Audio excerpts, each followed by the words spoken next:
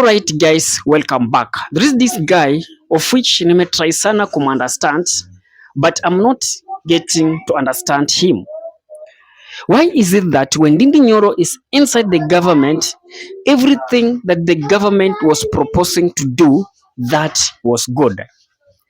But when he is outside of the government, whatever the government tries to do, it will bring loss to the government, and the government will lose a lot of money. I want you to listen for these two clips, then you guys be my judge. The first clip is when Ndindi Nyoro was in government concerning the same issue of Safaricom. Just listen to it. Assets exist. Government assets exist to make money for the government. They do not exist as jewels. Government stake, for example, in Safaricom is more than or going to 300 billion Kenya shillings. It was more before. If we value an asset like Safaricom very well, the government can easily get the monies that we are borrowing externally by selling just a proportion of Safaricom as an institution. And before I play the second clip, of which he has just said it recently, in case this is your first time coming across us, kindly consider subscribing to this channel. And subscribers, I really appreciate and I value for your support. Now, listen to this clip when Ndindi Nyoro is now outside the government. What is he alluding to as concerned to selling some parts of Safaricom assets to the private company? Just listen to him. Now that we are selling stakes, and I want to tell you for sure, Safaricom PLC, the government is now selling 15%. You can be sure before elections, they will have sold the other stake, some of it. And I cannot actually tell you, some of it they will actually sell to NSSF. Because you don't need to have been inside government for you to learn how the government is thinking. The government is lazy to grow the economy. Because when you grow the economy, it is when you get revenues to support the growth of infrastructure. And since there is no growth in the economy, so we are now looking for shortcuts. And I can tell you for sure, this is just the beginning. They'll divest even from the other stake. Because no one wants to bother. Hakuna mtu anataka kuchoka kufikiria, akifanya maamuzi. Unaona Safaricom iko pesa uza. You now hear about selling a stake in KCB, where the government has around 19%. Very soon you'll also hear the same in the energy sector. And that's not even the problem.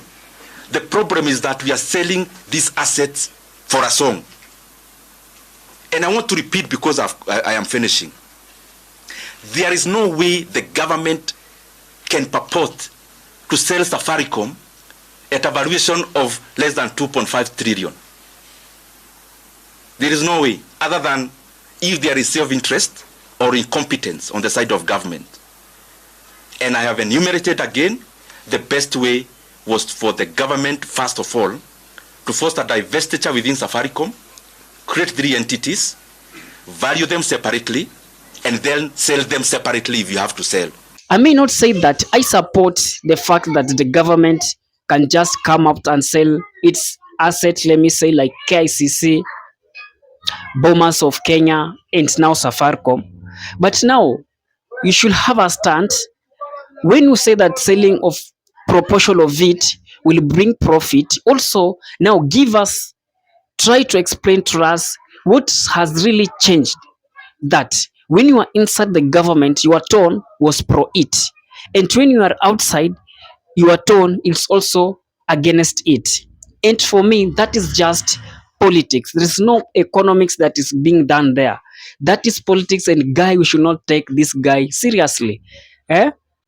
This guy is trying to use all this form of politics so that at least akuwe kisiasa, so its relevance is pote. When government does things, anaona okay, anakuja with this dossier, anaongea so that people draw all attention kwake to know this Ndindi Nyoro is saying this, government will lose this certain of amount of money. At times I say that he's supposed to choose ako wapi, whether he is on opposition tujue, kama amejoin Kenya moja, that for the Edwin Sifuna tujue, and if it's seen in government tujue, so that you cannot keep on saying, contradicting yourself on things that you had already made a stand before. For me, it should just come out and be clear. Ni kitu gani kimechange that when I was in government, these things was bringing profit, and now when I'm outside of the government, I see that government doing this deal will bring this and these sorts of loss. Guy, I've just compared these two clips to you kwa sababu for me it doesn't make any sense. Drop your thoughts in the comment section. I'll be doing my best to read it and giving you a response. And with that, guys, peace and love.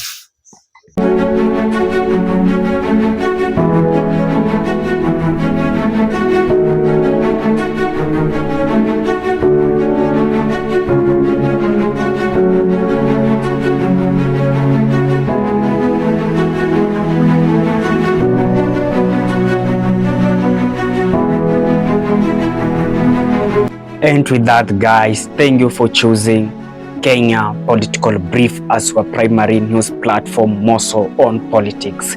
Kindly please share this video to a friend.